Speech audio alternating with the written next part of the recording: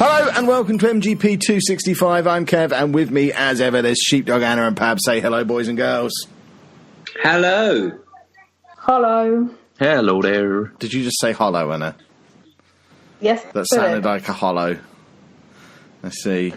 Yes, I did. Is that a thing? You're obsessed. Yes. Have you not seen the shirt she wears in every video?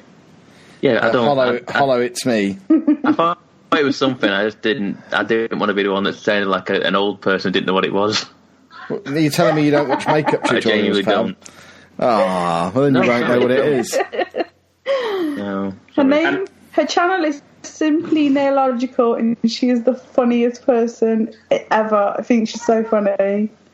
So To be fair, considering she just does painting nails, it's actually quite entertaining. Yeah. See, could you sit there and watch them with me? She is quite good because she's got the knack. She's figured it out. She's doing a nail painting channel, but maybe 5% of each video is about painting nails. She's basically the YouTube nail painting equivalent of this podcast. She just does her own thing and pracks around for 10 minutes. It's good. I approve. She gets the Kev seal of approval. I might send her one in the post. So that she is aware that I approve. All the way into calendar. To calendar? Canada. Oh, Canada. I see. Yeah, Canada. How are we all on this fine week? It's been 2 weeks and 1 day since we last conversed as a foursome. Yes. Been a while. Very good. Are we all marvellous? All the better for hearing me, presumably. Am I the only one who's been in hospital? I would say I'm probably not. Yeah. Sheepdog's always in and out of hospitals. Yeah. Don't think I've been in a hospital this past week. Well, we're talking 2 weeks, Sheepdog. 2 weeks in a day. I haven't been in hospital for the last week at this point. I've been to a doctor's surgery. Ah, there you go then. He's as bad as me. Did someone hit you at a hotel? Mm-hmm. No, I was genuinely worried about you when I saw those messages, and then my phone battery died. I didn't cry. I said you nearly cried. I was worried because my son was 90 miles away. That's not why you were worried. You were worried because I was bleeding from the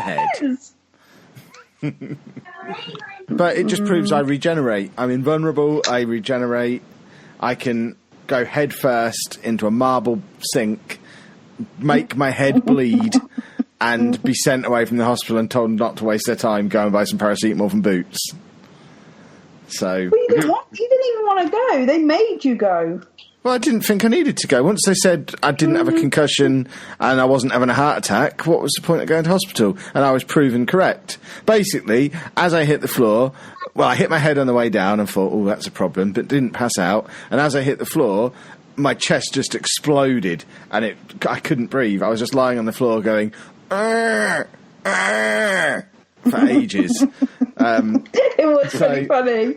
I assumed I'd hit the floor so hard and it was such a shock that I'd given myself a heart attack, because that's how I assume heart attacks feel like. But it turns out... The thing is, you've assumed heart attacks so many times now. Yeah, I know. I'm the hero who cried heart attack. When I actually go in with a heart attack, they'll just send me home. But this was the closest to how I imagine a heart attack it would be. When they did the ECG in hospital, I said, "Don't worry, love. I'll put these on. I know what I'm doing. I've been down this road before. I'll place these in the correct position." But yeah, it turned out that all I did is pulled a muscle in my chest, and they didn't. It's quite worrying that no one at any point really looked at my head. Bearing in mind, the thing I thought at the time that was most likely to be the issue was that I had fallen backwards headfirst into a marble sink and my head was bleeding, and no one even really looked at it at any point, which was a bit odd. Well, no, that paramedic woman had a tiny look, but no, nothing major. You didn't have anyone look in the hospital. Well, I don't know, because I didn't really see you when you were going in the rooms, but... Yeah, no one. There's still a scab on the back of my head now.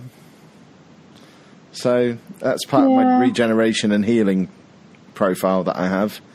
It can't be broken. I am a superhero. Has anyone else had any exciting head-based activities go on? No.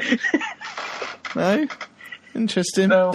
I did start planning what the hell you were going to have to do if you were like an invalid for a month or something. I was thinking he can't afford to be ill for a month and have a hole in his head and, you know, be incapacitated because he's had a heart attack or whatever. I was trying to figure out how on earth you could keep your channel going without being able to move, you know. Well, I would do it because it proved the other night that I can play Football Manager just as better than Kev.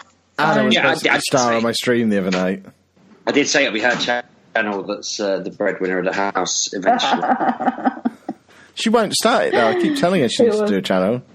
But it's the fact that I have to sit outside in the spider nests just doesn't appeal to me whatsoever. Well, you can give me the dining room and Dave can have the garage and I'll set up the studio in the dining room.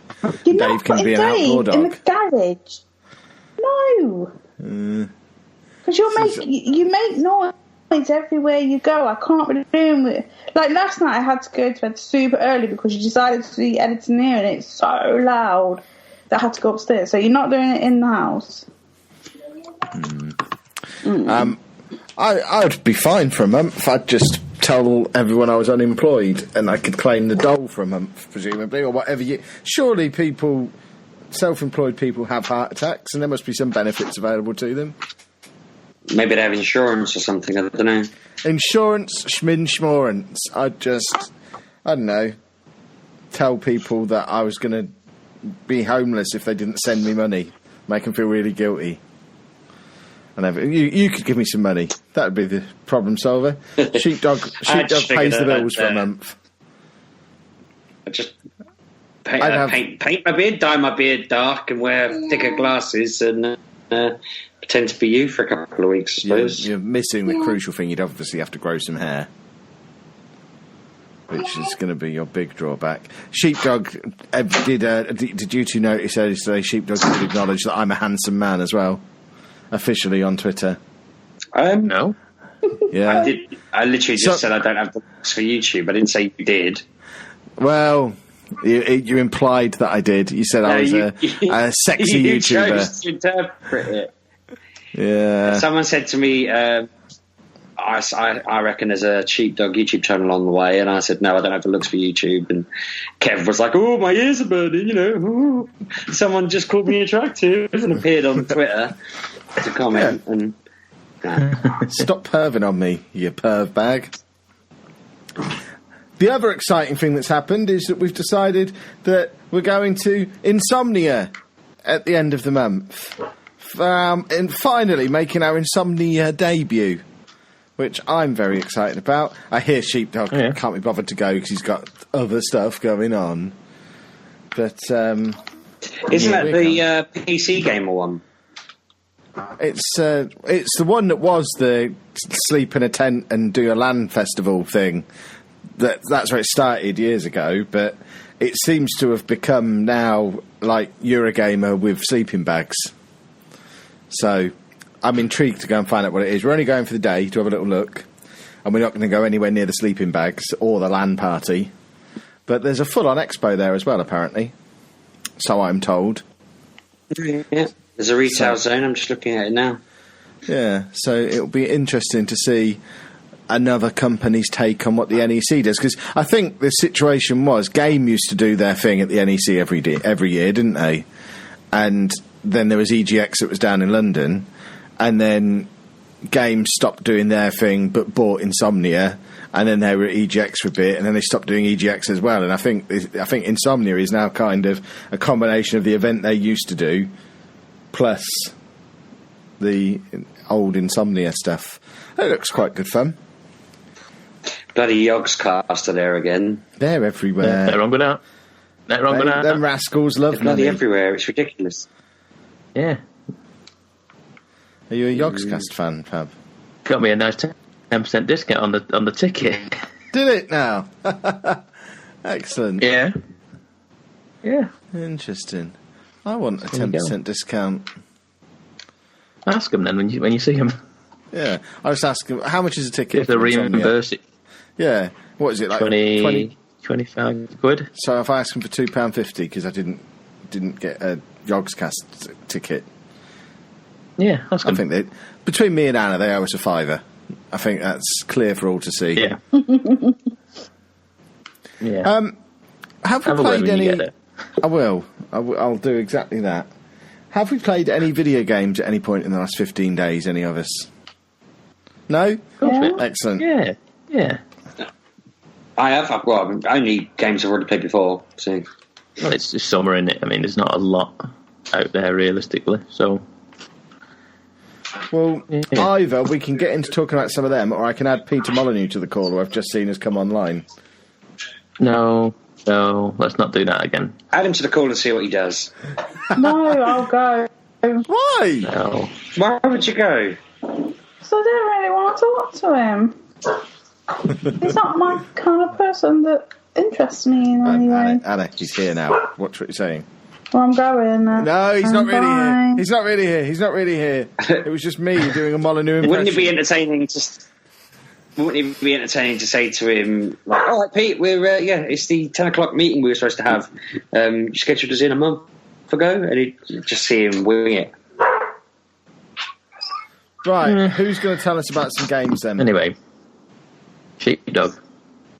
Well, I said I've played old games I've already played before, but I just meant I've been hammering Pokemon Sun, trying to... Oh, yeah.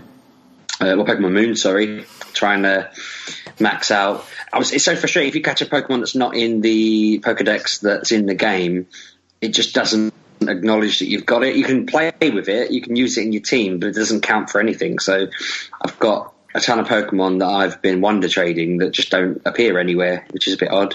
What? It's like, so I got, let's say Blastoise doesn't appear in your Pokedex. Why not? So got it. It's only the Alolan Dex that you have. Oh, really? Kevin, can you come in, please? Why? Kevin, the freaking fat spider. Oh, okay. I'm on my way. Let's not use potty mouth language on the podcast. You two carry on. I'll go and sort this spider. Yeah, okay. Bloody flamethrowers that. Yeah. But yeah, so I keep just chucking stuff into the Wonder Trade and seeing what comes out. I've been a wander around. And you get a Blastoise from it?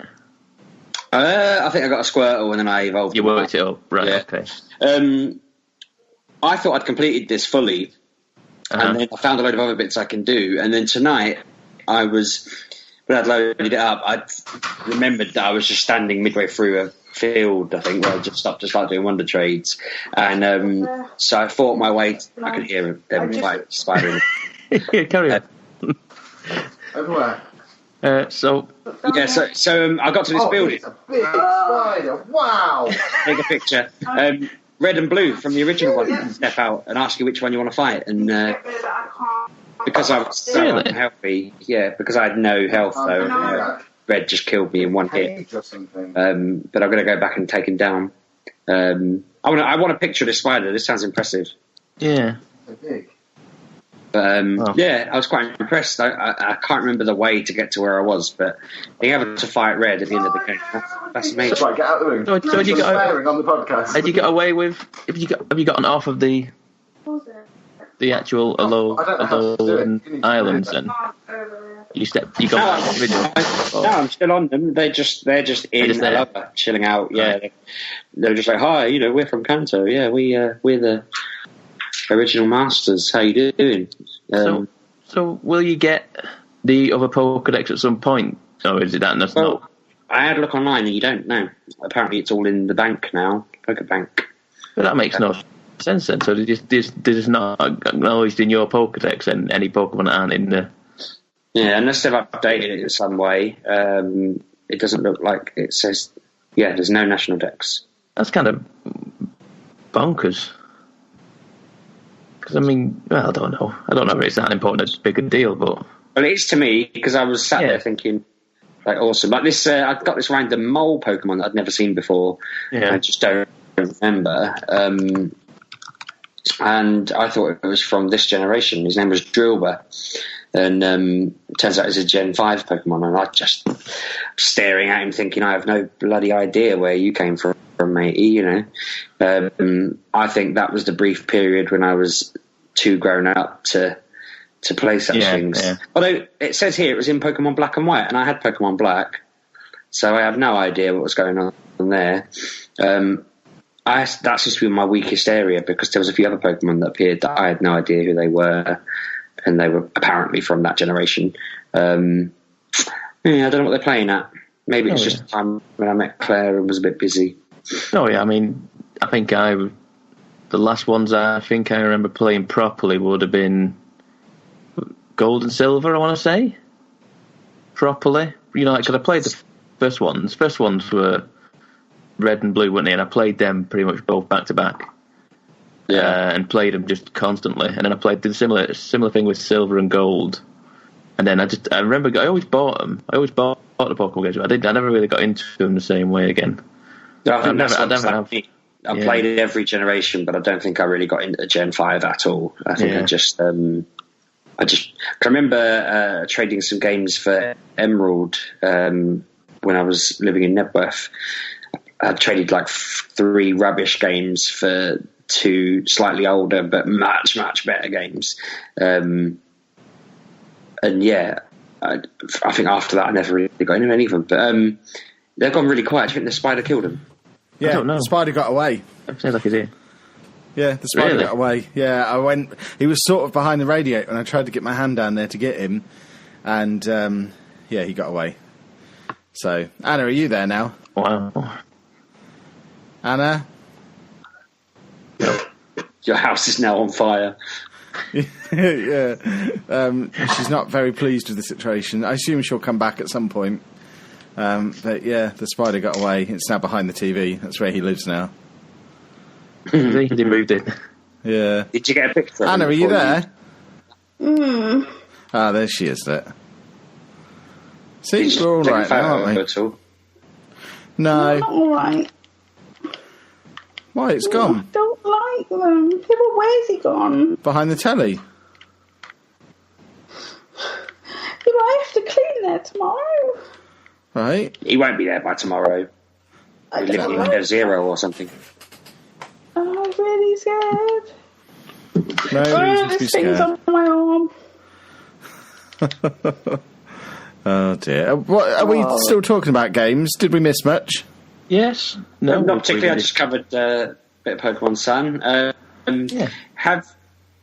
I also, I was getting a bit obsessive when we were away in Blackpool. Well, I've gone a new level whereby when I get in from work, I take my son out for a drive around Deepin and do some raids. You were doing that before, weren't you? No, I don't think I'd ever done it before the last podcast, if I remember correctly. But we're now at a point where there's like a Facebook group, and they message when there's something that I want to catch, and we head out in the car like ad hoc. They'd message me about 7 o'clock, and I'd be like, right, get your shoes on, we're going. And me and about 18 other people will meet up in the middle of the evening and have a fight. Are you kidding? 7 o'clock at night. And then you actually meet up with people to do this? Yeah, and you are such a loser. I was at work the other day, and there was one on down the road, and I thought, oh man, I don't know anyone in the area. And I remember 2 of my colleagues played it, so I said to them, should we ever wander down? And they were up for it. So we wandered down, and we're standing outside this company on this bridge, and these 2 blokes walked by. I went, hey, are you doing the raid? And we were like, yeah. So we tried it, failed. Then another guy come along and was like, am I too late? And we're like, no, funny enough, we need 1 more person. So the 6 of us were doing it, and while we were doing it, we had about 3 or 4 more people come by going, oh, am I too late? And we're like, yeah, sorry, we're in the middle of it. So then a couple of days later, I nipped down to another gym. My colleagues couldn't make it because they were in the middle of something, and it was just me standing there, and I thought, damn, and then this car honked its horn at me, and I didn't know at first he was honking at me. He honked his horn, I'm ignoring it. He honked again. I looked up, and he just pointed to where, if the gym was real, it would be. But obviously it's not, it's on the phone. And I just gave him a thumbs up. There's like 4 people in this car. Then another car just pulled up, and we again tried it, failed, and I'm thinking, right, I'm off. This is a washout. And before I had a chance to really decide to go, have you ever been in Lynchwood, Kev? The road, it's like a 2-lane road. It was made into a 1-lane road. Basically, there ended up being something like 12 cars parked along either side, like 6 cars either side of the road. There ended up with something like 25 of us all standing there. we'd got a team of 20, which is the limit, and then a few more people had come, and they were just kind of hovering, thinking, "Oh, damn, we're screwed." And then this woman come along and was like, "Oh, why don't we split into 2 teams so we all have a chance?" And I'm thinking, "Look, lady, I've been here for 20 minutes now. I just want to get it and go back and have my lunch and get on with my day." And I think most people were in the same position at this point, because I think something like 5 people joined this women's team, and then my team was only on 15 instead of the 20 we were hoping to have. But fortunately, we did it. I've caught both the legendary Pokemon that are out at the moment. They're very hard to get. And I stood around long enough to hear this women's team lose and thought, yes, perfect scenario. So I wandered back. But I could hear them all sort of saying, we need some sort of group so we can communicate and know when everyone's coming out. And I thought, yeah, this has somehow gone from being fever pitch a year ago to massive cult following this year. And I find it fascinating that you've managed to find the only people still playing this game. It's bizarre. Well, this is it. I thought when I joined the Deepin group that it was just because I noticed a few of the same names up the road taking over the stuff, and I thought, I'll have a look, see if they've got a group. But yeah, this whole raid thing has proper kicked it on, and every time you go on the game now, you can see a legendary raid starting down the road, and they need at least sort of 12 people to do them usually. So yeah, it's just been really fun just watching it kind of kick on again and come back to life. And they've just they were supposed to be having some big Europe-wide event at, I think it was this weekend actually, but they've cancelled it.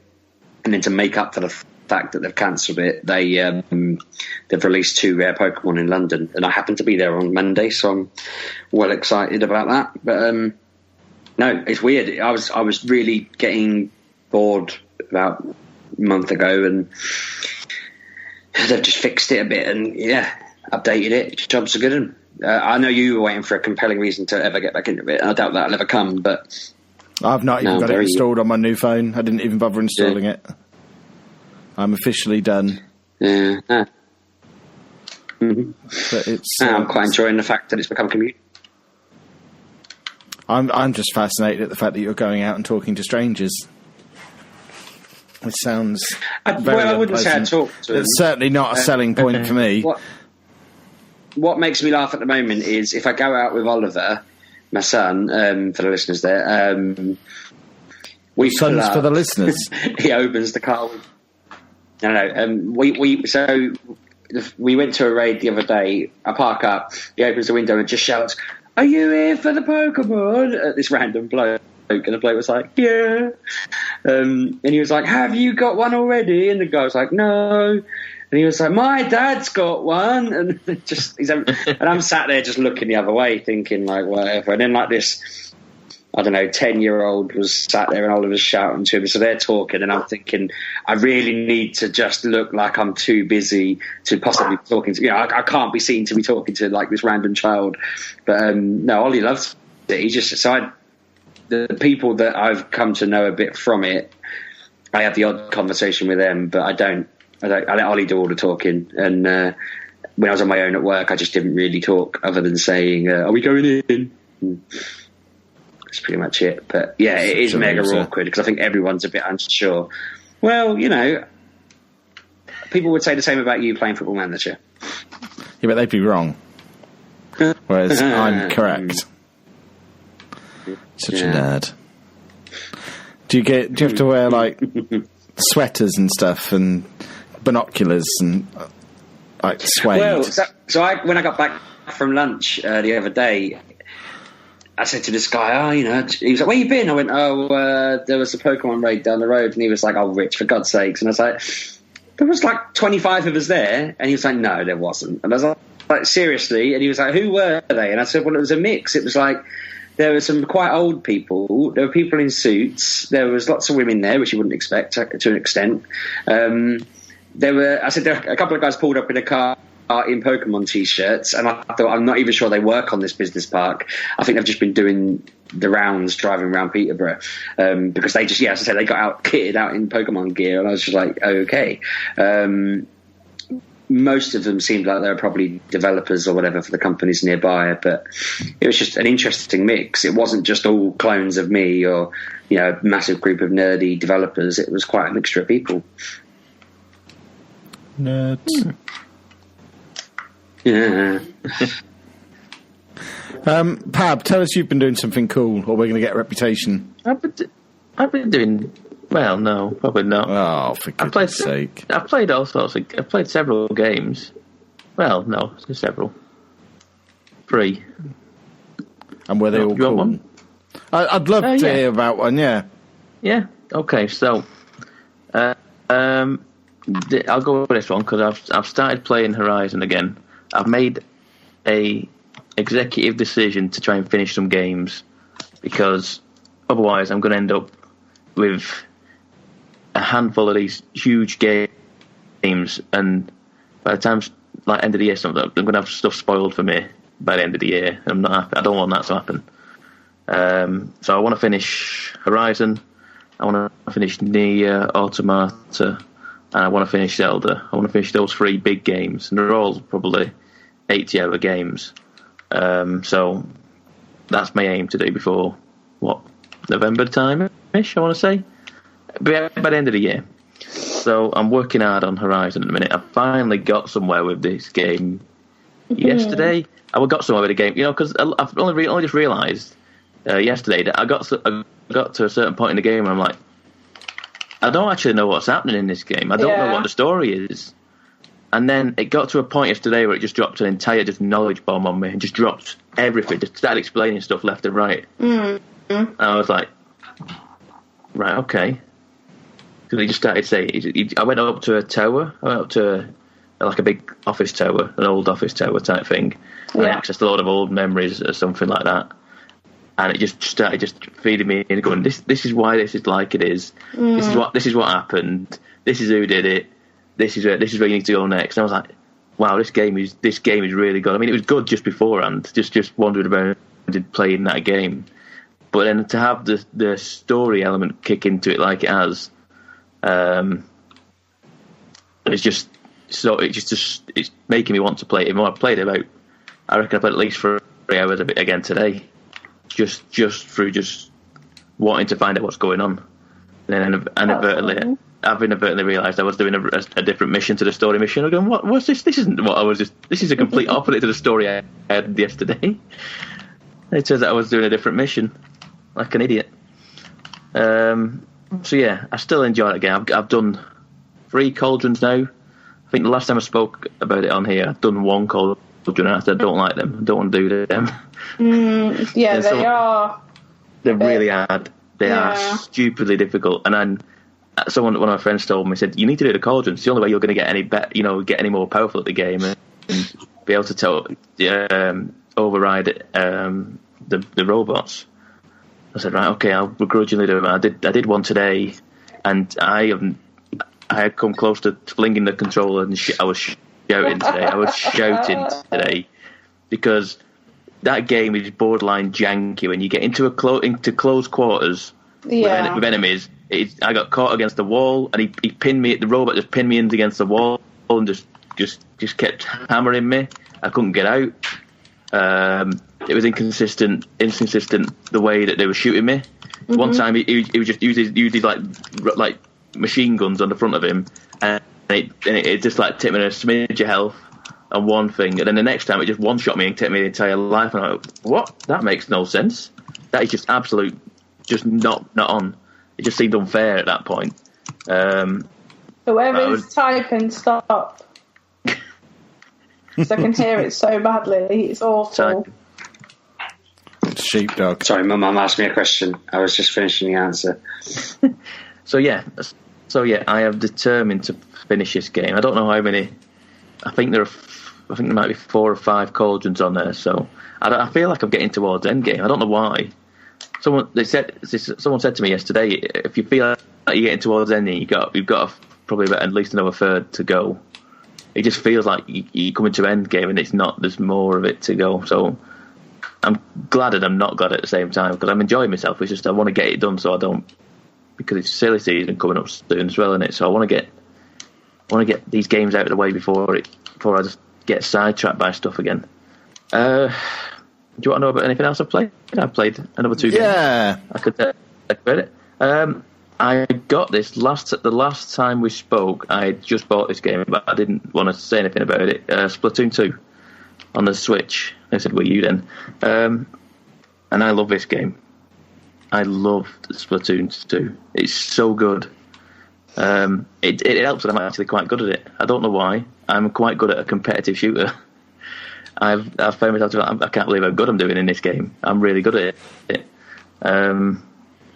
But if you're unaware of what Splatoon is, it's the newest one of the newest IPs from Nintendo, and it's basically a multiplayer like arena game where you have to cover the arena in paint. You have two teams. You have to cover the arena in paint, and the most colour on each side wins. Basically, whichever one has the most at the end of the 3 minutes wins. And it's just fun. It's just a really fun game because you don't have to be like perfect at killing people and doing all that. So your aim is to cover the map in your colour. So it turns out I just like just pottering about and painting the world. And if someone comes near me, I get rid of them. And it's just cool. I like the customization in it alone is there is so much depth in this game I didn't know about. Because each time you wear different outfits, you wear like a headpiece, clothes and shoes, and each of them have different stats on them. And then you go to the like shops in the hub world, and you can buy new clothes, and they have different stats in them. They have different slots in them, which unlock new stats every time you level them up. And then I found out today or yesterday that you can strip the assets from items, and then save them assets and put them assets into other items, so you can effectively craft your own perfect setup and abilities, and it's just bonkers. It's expensive. It costs a lot of money to do it, but you can do it. And I just like doing it. It's just something I like doing. I can play it on my Switch, so I get the little Joy-Cons out. I plunk the little Switch on my desk, and I just play it there. And then I just go to bed, and then I just have a few games in bed. And then I've been playing it on my TV as well. I don't do that with a Switch, but I've started playing it on the TV. So yeah, just playing it all sorts of places. So I really like Splatoon 2. And if anyone's out there, hit me up and we'll have a game sometime, I'm sure. There'll be people out there. Just come and find me on Twitter and add me on the Switch, or was it Nintendo Network IDs, is it? Or whatever it is. You got a friend code still, I think, haven't you? Yeah, that still seems mad, doesn't it? One day, surely. It's kind of bonkers, in it? But I don't know. It's bonkers, isn't it? The last game I've played, and I've actually finished this game now, is Tacoma. Have any of you heard of Tacoma before? No. This is up your street, Kev. Tacoma is the next game from the people that made Gone Home. Okay.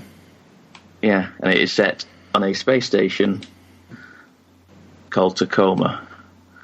And I finished it in 2.5 hours.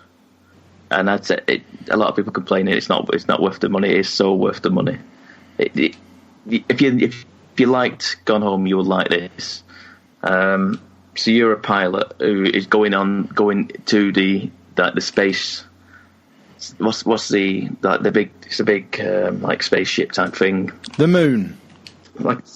No, it's not the moon. You see the moon, I think, at some point. You see Earth at some point. It's like a big satellite array that's like doing some work for a big company, and you are going to investigate the disappearance of all these people, basically. The thing has been abandoned. There's nothing. There's no one there anymore. All that's there is the AI on board. And you walk in, you sync up with the AI, and then you suddenly have AR. You have AR like videos that are played to you in the ship. So there are certain like memories in the ship, sort of thing, that the AI has recorded, and you are going there to recover all these memories, sort of things, and all these recordings to kind of piece together what's gone on. So then you have every now and again it'll just pop up saying like, oh, there's a memory here or whatever, and then you hack into it or whatever it is, and then you have like like a play bar on the bottom of your screen, and then it suddenly plays, and then there's like these AR people just start walking around you, and you've got to sort of fathom out this. It's like a bit of a semi-puzzle sort of like story to it. You've got to fathom out what's going on and piece together what's happened in this spaceship, and it's just really good. It's just a really good story base. There's no like action to it, is it? It's just you're just wandering around, sort of figuring out sort of what's going on. There's some loose puzzle elements that you've got to find a key for certain things or something like that. But there's nothing stressful or anything. You just potter about, listen to the whole story itself is what makes it what it is. And this is what all these games do, like Gone Home, Firewatch, other games like that.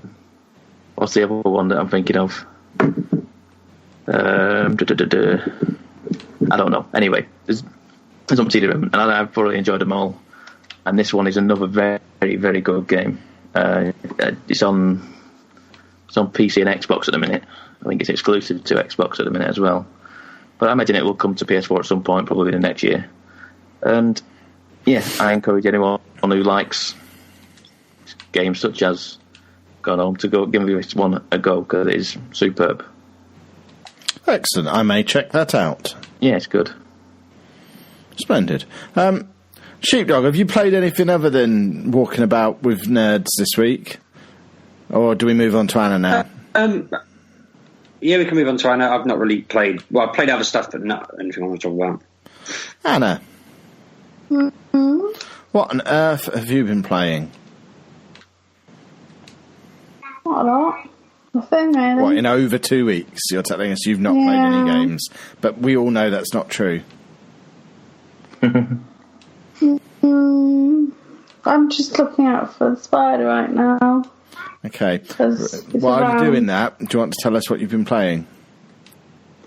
I bought an early access game on the PlayStation, which is Fortnite. Oh, did you buy it, did you? I did. Yeah, what do you think? I thought about it for a weekend, and then I thought, I'll just buy it because I'll keep thinking about it and I'll want it, so I just bought it. It's I don't know what it is. I don't know what kind of game it is. It's like you play different you go to different areas to complete missions. And in that mission, you do what you have to do, and then you have to build a fort to protect said item. So you are actually building walls and ceilings and slopes and stuff. So you're actually building a fortress, and it can be made with wood, brick, and metal. You have to collect all the resources you need. So you chop down trees, you bang rocks, you mine ore, you get metal. You can basically anything that you can see in the world. If you hit it, it will break up, and you get the resources from it. I think the only thing you can't hit is the floor, but I'm not sure about that because I haven't hit the floor yet. I'm not needed to. But anything else that you can see, you can hit it, and it'll give you resources. Or you can search it, because they're searchable things. But you can also hit them just to get the raw material if you don't want to search them. Or like me, you hit them, like you're hitting everything in the room and you see search, but before you think, I'm going to search that, you've already broken it up into little pieces. Mm-hmm. So you collect all that and you use it to build forts with, and you also build and craft weapons. Still not 100% on how that works. And when you have built said fort and you activate what you're doing, a horde of zombies come at you for a set time in that mission, and you can hit them, you can shoot them, you can let them damage your fort if you want to. At the moment it's been quite easy because I'm at the lower levels. I'm not up the level 70 or anything, which I think is end game. I'm level 8 and I've been playing it for 3 days because obviously I've been busy. So that's kind of cool. After you've played every mission, you just get a screen that has 1, 2, 3, 4, 5, 6, 7, 8, 9 tabs on. Right. That all have different things in. So you've got your play, like where you've been, you've got your map, and then you've got heroes, squads, armory, skills, loot, store, and quests. And they've all got like extra tabs under them headings. And honestly, there's too much going on. I don't fully understand this game. I am just heading through this game, trying to work out what's going on. But I'm enjoying it. I like the missions because they're all like voiced, and it tells you what to do, and it's just fun. And like, you play with random people. You can play with friends, but everything you do, every quest that you do, I believe there's 3 other people in your group, and you just go and do what you need to do in that area with them said people. So they will build a fort with you. They will help you kill the zombies. But sometimes you get a group that will just go off in different directions and go and loot everything and break everything, which is sometimes you want to do because you need certain materials to make the weapons, and you can only make the weapons when you're in a game. You can't make weapons when you're on this wherever all the tabs are. You can see what schematics you've got, and you can tag them. So when you're in a play area, you can collect them, and then you can build them. You can't build when you're on the screen, which I find annoying, if you know what I mean. Because I want to go through the game and enjoy what I'm doing, not sit there in another menu while I'm trying to play a game. Because the zombies don't just come from one area. Sometimes they're around sleeping, and if you happen to wander in and they wake up and attack you and you're in a menu, you're going to be a bit stuck. So that's fine, but there's a whole bunch of stuff I don't get in this game, but I'm just going to keep going through it and enjoy it. It's early access. I believe it's free to play next year. So you can download it for free, but you cannot go any further than the start screen if you don't buy into it at the moment. Yeah. So you have to buy I think it's like £32. Mine was $32.99. The highest is £119.99. So if you want to pay £120 for a free-to-play game, be my guest. But I played the basic. And what did you get for that, Anna? I got some llamas. You got some llamas? What does the £120 one get you? I don't know. That seems bonkers. The llamas are like pinatas. Right. Oh, that's right. I've seen these. Yeah. Yeah, and that's where you get your heroes and your survivors and just schematics. You just get a load of bunches of from them. I got quite a few, and I got some coins and some bits and bobs. I don't know what the £120 gets. Seems a lot, doesn't it? For it does for free to play. I would never play that much, but it's fun. There is in-game, there is microtransactions if you want them. You don't need them because the coins that you can buy, you can get in-game. It's just how fast you want them. Yeah. And them coins are spent on llamas, basically. There's 3 different ones. Hold on, let me just go over to so you've got your upgrade llama, which gives you upgrades, obviously. You've got your launch event llama. Now, I think these are when you get founder coins. So I'm a founder. I've got founder coins. I can spend them on that. And then there are, I can't remember what they're called, but they're like V-Bucks. There you go. And V-Bucks are the ones that you can purchase if you want them, and they would give you 7 people to put into your survivor defender bunch. I have 21 people at the moment, so that's cool. And these survivors, you can put them on missions in your base that you have. It's all very confusing because, again, like I said, I've had it for like 3 days, still trying to work it out. So, but it's fun. It's I don't know what it is. It looks like fun to me. It seems to me like some sort of like a much more sophisticated Minecraft horde mode. Yeah. Because it's a lot more. You have to build your stuff, get your resources. Yeah. But then you don't actually. you don't have like a timer from what I can gather. You know, like hard mode in Gears, you have like 30 seconds to prep and then it goes. Oh no, no! You have to trigger them, don't you? The enemies. Yeah, well, you build your fort and then you trigger what's going on. But if they knock down parts of your fort, you can instantly build it. Yes. Like you just go into an instant menu that is so easy to use. You just press it and it will start building it. So it will be built. It's weird thing. It's like it's building, but it's already built. So if you've put a wall there while it's still building, it's still protecting the zombies can't get in, which is obviously helps. But it is really quick and snappy. So as long as you're on the circle and the placing, you're fine. You can edit the walls, so you can just have like small little walls that are just like just little walls that you can shoot over, obviously.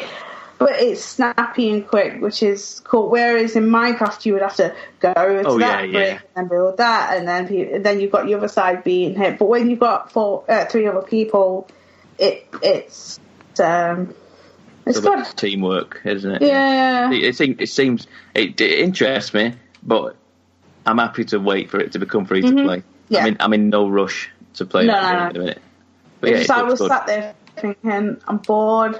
I have got games to play, but I'm just bored of it. I just don't want to sit down with these games. They're like with Horizon, I want to finish it, but it got hard, and I just couldn't be bothered anymore because I knew where I was at. I was at a cauldron, and I was just like, I don't want to do it because they're hard. I just don't want to do it, and I don't want to go stealthing.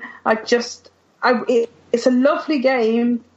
But at the moment, it's not for me. It's not going anywhere. You know what I mean? There's going to be extra content, so I'm going to want to play that at some point. So it's over there. I'll still play it whenever I can. I've also played. Hold on, I don't know what that game is.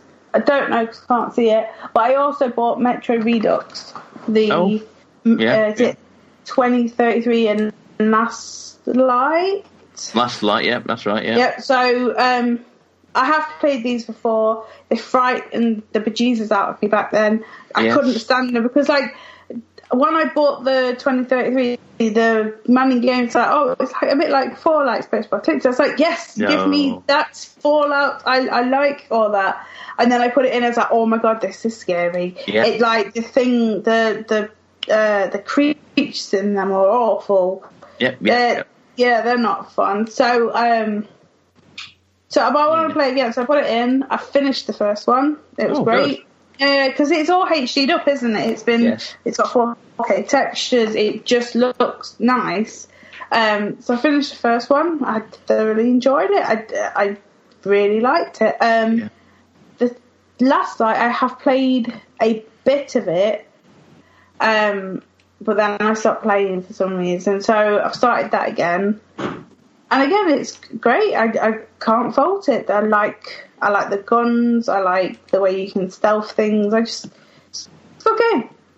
And it is really pretty. Like now you can see all the detail of the metros and stuff because obviously you're underground and that's where you live and that's where everybody lives. So you're searching for space and stuff, but it's like you've got all these nooks and crannies that you can find stuff in, which is cool. And you've got the stories that you can just walk around and listen to everybody, and they've got great little nuances to like our day and now what's happened and how they live. Like you've got Nazis and you've got other people that are all trying to take over the metro because the land is no longer livable, so they're taking over train track, which is just bizarre.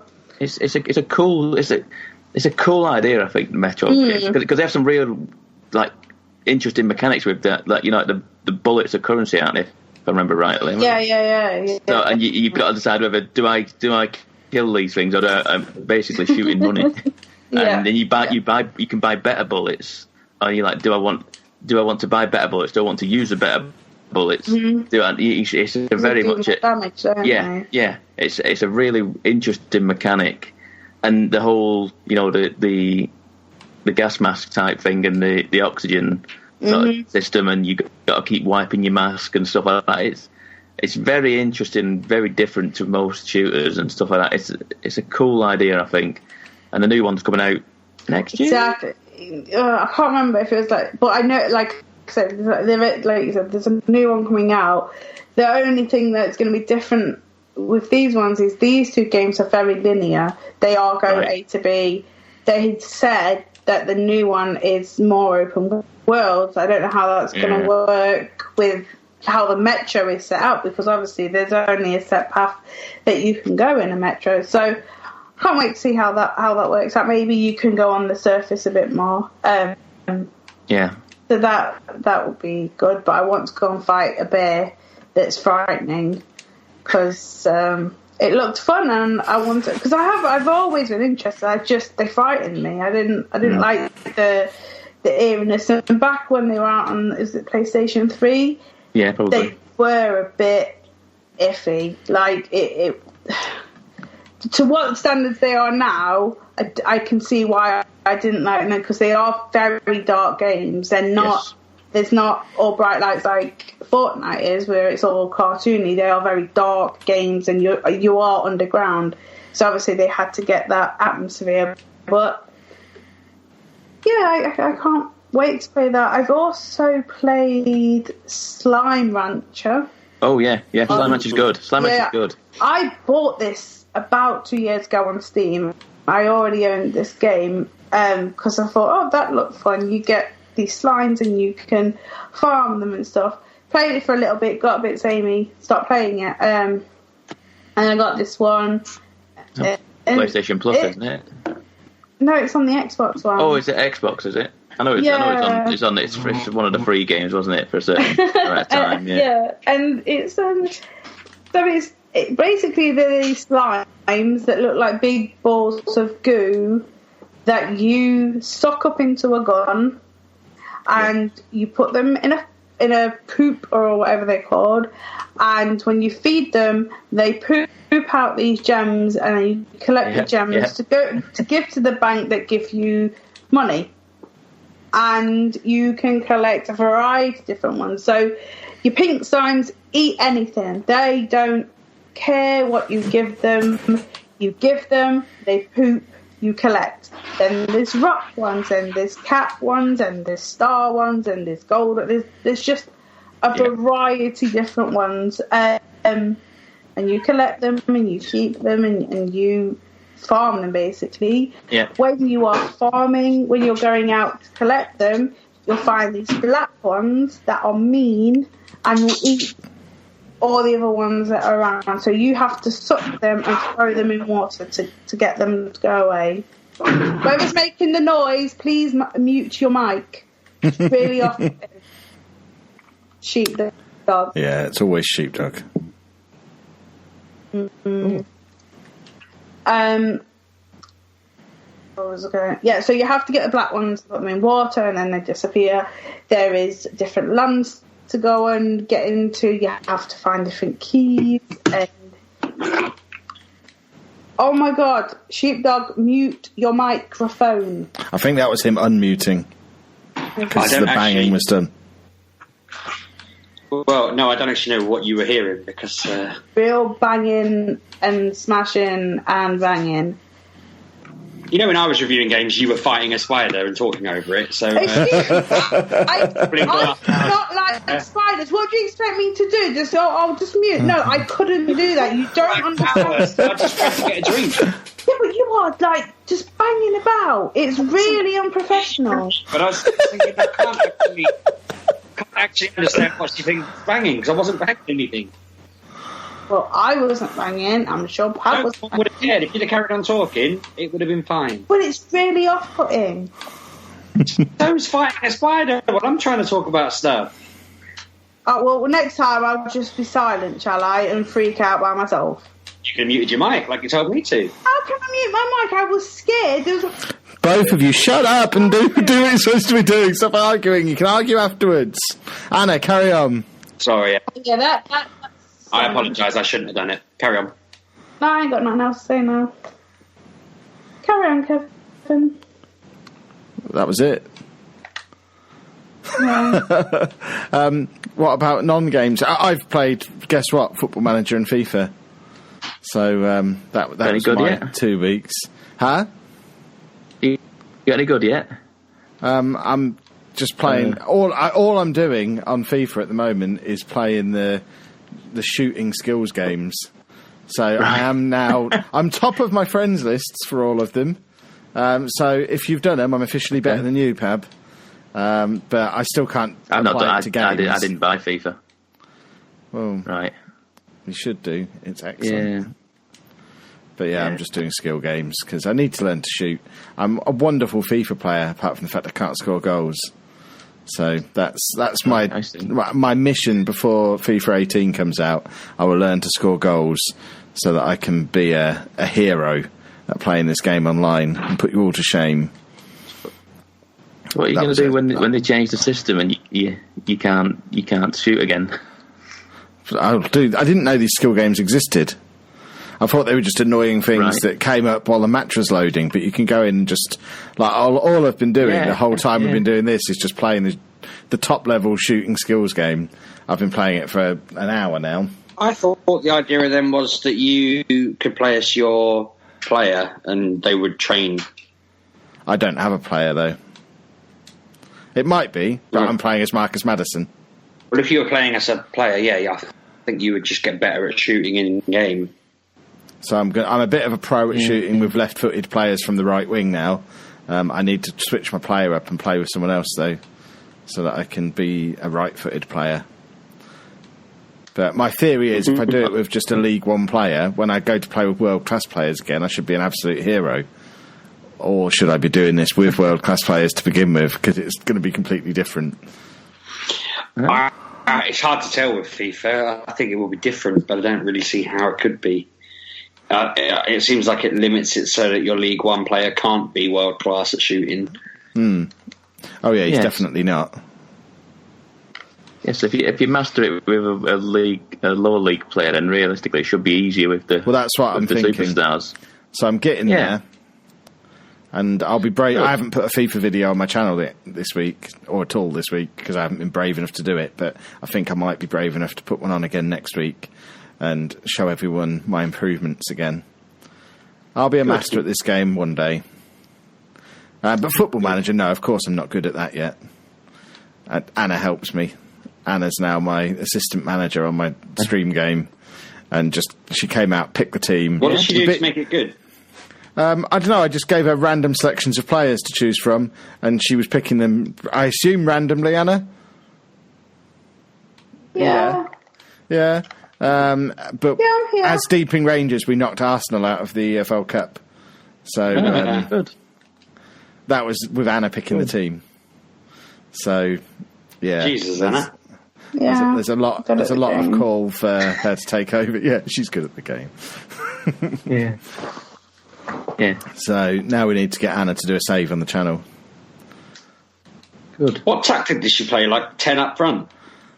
No, she just used my tactic. All she did was swap out players and decide the mentality and stuff. So my idea to go counter-attacking was a bad one, so we went control and fluid. And, knocked him out 3-1, I think it was. And it wasn't just the case of she picked the team and then we won. It was the two players she brought into the team were involved in all 3 goals. It was actually her players. That's insane. Yeah. Oh. I have to tell you, I popped into your stream the other night, didn't I? I had to step in because someone was insisting you go to Bury, and I had to step in and say, no, you don't want to go to Bury. Yeah, what's Bury all about? Bury's like... It's like Peterborough. Oh. It's like Peterborough. Like Hull, then? You don't need to go to Bury. Pretty much, you don't need to go to Bury. That was our big review of Hull. It was basically like Peterborough with a big bridge. So I think we need to be a little bit more discerning with picking the places we go from now on.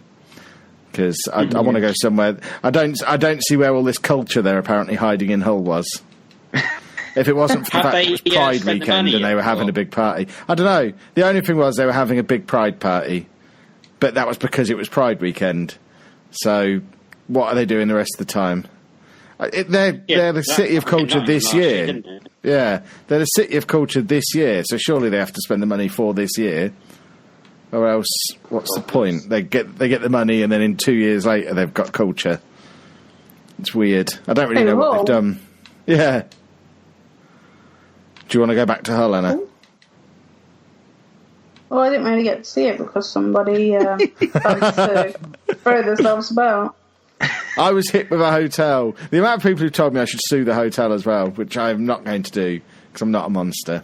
Well, no, because they put on the wall that you need to use the bath mat, and I used the bath mat. It was in there. It was secure. You just, for some I reason... used the mat. I put in the video. The bath mat slipped out from under me. I don't twirl. I have to turn. I have to wash. Right, and you I get two. washed. Tell her that you turn around in the shower so you can wash both sides of yourself, don't you? She takes the shower head down. Yeah, and moves it around over I suppose I do. Yeah. No, I tend to just stand with my back to it, and the water goes over both sides because I'm. What? You don't turn around at all. You know, the water just falls on my head and around me. Yeah. No, I do turn around. Think about it. Yeah. Of course, you turn around so you can wash all parts of your body. Well, sometimes I probably do, and I'm not really thinking about it. But no, I'm standing in the shower. The water's going in front and behind me because it's a shower. It's falling from above me. If the water was just coming from the wall behind me, out at me in a horizontal line, then yeah. Well, perhaps this is because you're short people and I'm a tall person. Because unless the shower's coming out of the ceiling, I've never been in a shower where the water's coming from above me. It is just coming out sort of between my shoulders behind me. So I have to turn so that I can do the front and the back. And then I have to crouch to do my face and my hair. Well, okay, that is the answer then. Yeah. So perhaps I should sue them for not accommodating for tall people. Maybe just sit down in the shower in future. Yeah. What, like a old person shower? Yeah, because remember, I can't get in the bath. Anna doesn't let me go in the bath anymore. It's so ridiculous when I'm getting out of the bath. Because I just have to sort of swivel my both feet over the side and then pull myself up to get out. Because baths aren't big enough for me to turn around onto my knees. Yeah, go. You're a bath with a little door on it. But it's true. I'd love a bath with a door on it. But again, to get out of the bath, presumably you turn around in the bath and get up onto your knees, don't you? Or how do you get out of the bath? No. How do you get out of the bath then? Sort of stand up. My hands on the side and pull myself up. Yeah, I just stand up. What do you mean you just stand up? How? Well, I'm sat down. I stand up. But how? What? Talk me through the motion that you're doing. Well, if I was sat on the floor, I would stand up. There's more steps to it than that, I'm sure. When I'm sat on the floor, I turn around onto my knees and get up that way.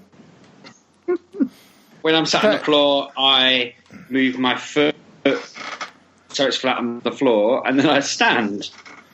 I don't understand. Like the Undertaker. Yeah, I think my dodgy knees don't let me do this stuff. I think I'm just destined to be dirty. I might just have to be an unclean man. Yeah, certainly. Anyway, movies and TV stuff. We saw Planet of the Apes while we were in Hull for £4. Good. And it was very good. £4? What, each or? Yeah, £4 for the two. Yeah, £4 each. Bargain. Yeah. It was a bargain. I want to move to the north now so we can have cheap filmedness.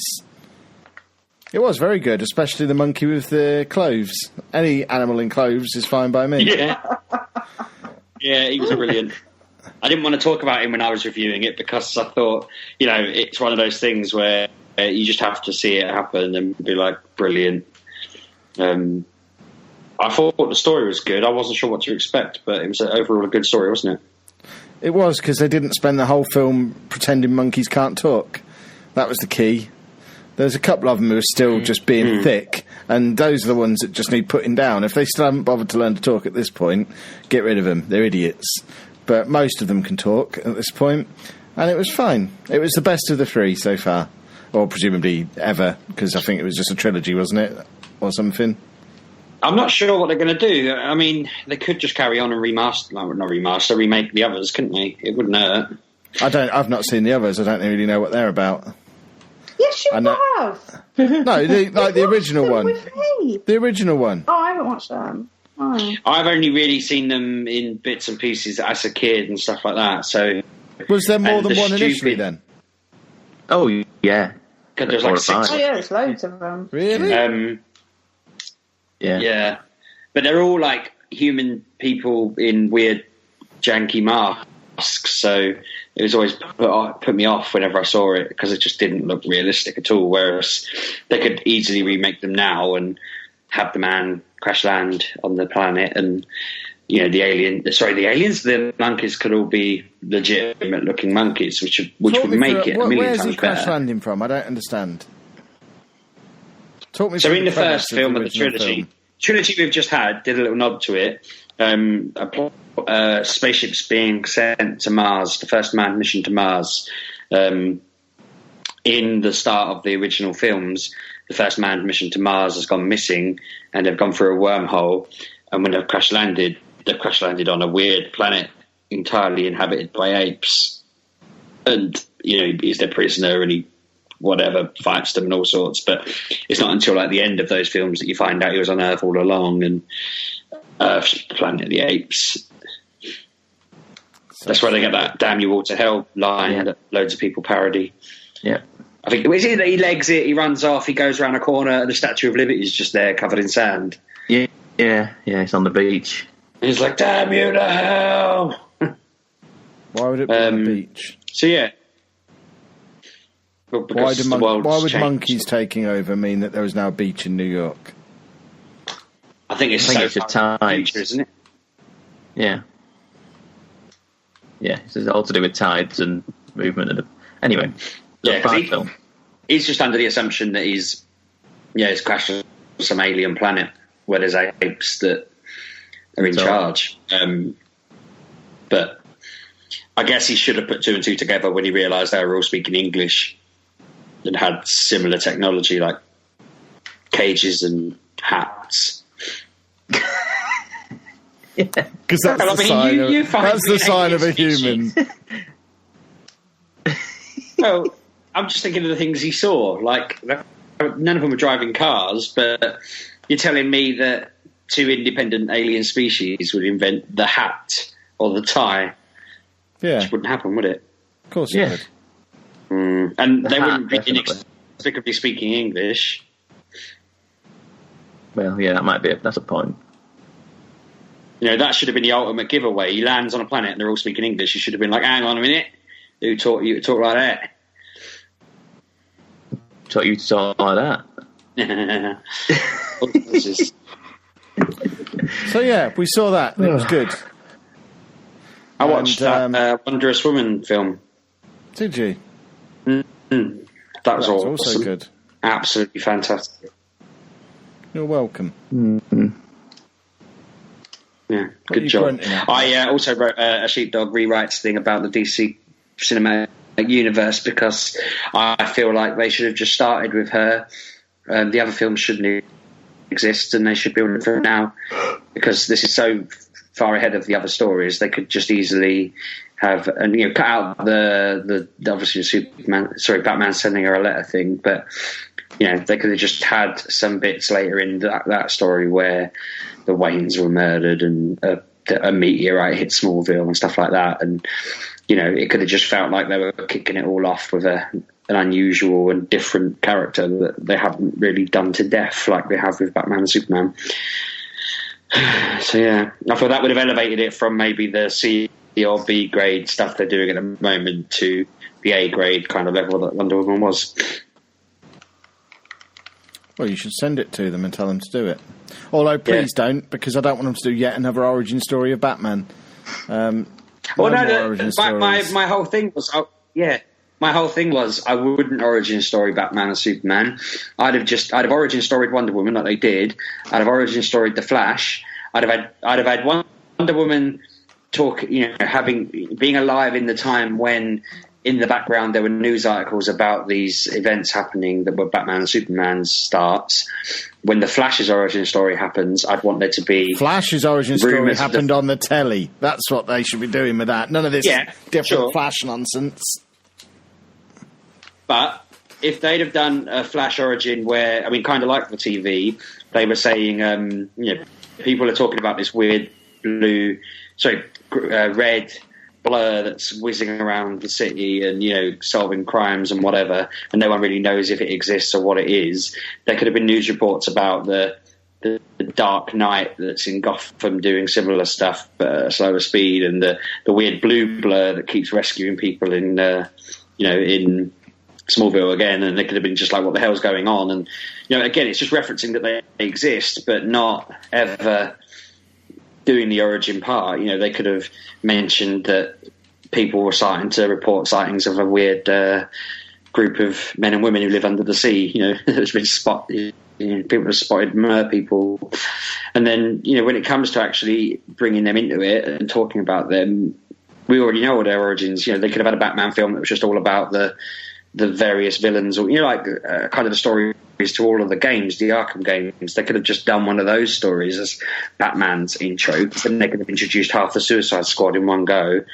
They could have had a Superman film against Zod and Doomsday and that sort of thing.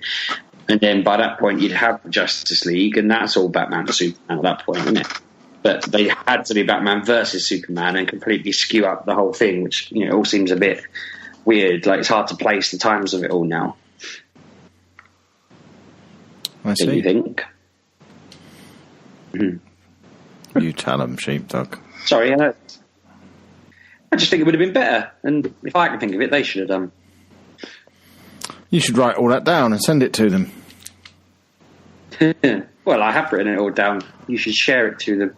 I shared your channel to Chris Tarrant's son the other day, earlier. Toby Tarrant. The man who interviewed me when I was on telly. Oh, did he? Yeah, he was the guy who interviewed me. Did he really? Yeah. Oh, how funny. So he already knows who you are. He does. I don't know if he's ever seen my stuff, but yeah, he should know who I am. He interviewed me and called me Nick Frost. That's interesting.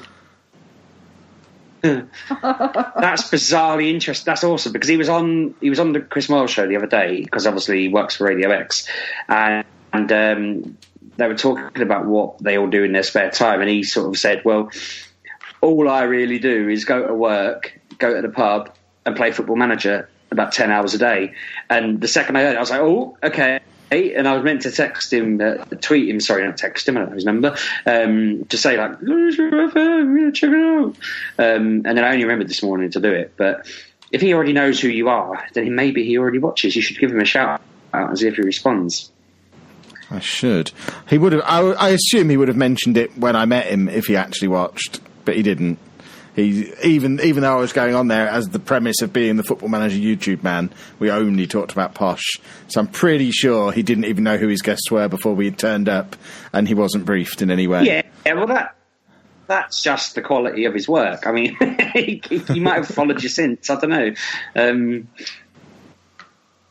I mean, I was laughing earlier because he does the how to survive if you're ever drowning in water adverts on Radio X, and someone said, you're trying to save people from drowning, but you're out of your depth every morning on Radio X.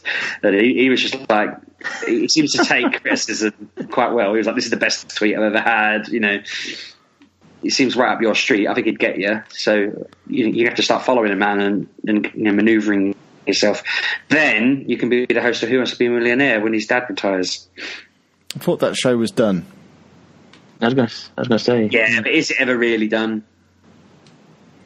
I think his dad's already retired, isn't he? Yeah. Do you ever really retire? You do. That's what I was waiting for. I'll never retire. Yeah. When I was tippy-tapping earlier because my mum messaged me, she was saying, do you ever actually turn off for a weekend? I see you're doing a podcast. And I was like, yeah, I'm on it now. Sorry, can I not be interrupted sort of thing? But, yeah, apparently I've still got, even though I haven't done anything for a year, I apparently have this rep for never settling down. Lazy sheepdog. You seen any films, Pat? I've seen 2 films in the last time we spoke. Last weekend I watched the film Spy. Have you seen Spy before, anybody? It's on Netflix. It's the Melissa McCarthy film. Oh, yes, we have seen it. Jesus, no, I'm not watching a film with her in. It's not that bad. I love her. It's not that bad. Funny. Someone said to me, it's not that bad. It's quite funny. And Jason Statham in it is superb. Jason Statham plays like supposed to be like a proper spy type fella, but he's just an absolute clown in it. He's an absolute idiot. But he's just very funny in it. It's a really, I think it's highly underrated. Let's put it that way. I just see her a bit like that Paul Blart Mall Cop person. What's wrong with that? What's wrong with Kevin James? Oh God, Kevin James is good. I like Kevin James. He's a bit of an Adam Sandler. Well, no, I'll have no bad word said about Adam Sandler. Jesus, pal. I feel like who else can I throw out? Just gonna. I'm reaching for the van keys. I'm gonna come to the year slap. Who else is terrible and would be at Pab Street if this is like Keith Lemon? No, I didn't mind him when I was younger, but no, he's a bit much now, really, isn't he? Got over it. But anyway, Spy is a good film. Spy I quite enjoyed. It's on Netflix, and it's basically Melissa McCarthy has to basically go undercover because all of the actual spies have been. I remember this film. There you go. Yeah, it's a bit daft, but it's kind of funny as well. I quite enjoyed it. It was better than the other films that he does, Paul Feig. The Ghostbusters that he did, I didn't like that. And I suppose the Bridesmaids wasn't bad, if I remember rightly. But yeah, I enjoyed this one. I enjoyed this film. And like I said, Jason Statham makes it for me. Because he goes in there as the hard man, and he's just an absolute moron. So I thoroughly enjoyed that one. The last film that I watched yesterday, I watched Tomorrowland. Have any of you watched Tomorrowland before? Yes. I like Tomorrowland. Which one's Tomorrowland? It's a Disney film with George Clooney. Yeah. It's based on the ride. Yeah. All of their films are based on a ride. Pretty much nowadays, yeah. It got slated when it first came out, and someone else said to me, just give it a chance, it's not that bad. And I tell you what, it isn't a bad film. I quite enjoyed it for what it was. Disney film where there is like an alternate universe where where these robots are basically recruiting all the bright and smart people to go and live in this ideal future world where it's not being held down by numpties, basically. Oh, that'd be awesome. Yeah, and it's just, I thought it was a really cool film, and Disney film, and it's by Brad Bird, who did Incredibles and most of the really good Pixar films. So I thought I'd give it a chance, and I really enjoyed it. I really did like it for what it was. It's cool. It's got some nice cinematics, it looks very pretty in places. So yeah, I'd recommend that one. I enjoyed it anyway. It might not be everyone's cup of tea, but I thought it was alright for an afternoon's watch when I got in from work yesterday. So yeah, that is what I've watched. Have you watched Rick and Morty season 3? Oh yes, I've watched Rick and Morty season 3. There's episode 2. That was excellent. Yeah, it was a Mad Max parody, wasn't it? I forgot. Yes. I'm looking forward to the next one with Pickle Rick. Pickle Rick, the next one. Mm-hmm. That sounds good. I do like Rick. Sunday night in America. So good, so good. If people aren't watching it, they need to get on this because it's really funny. It's cool. It's like the new.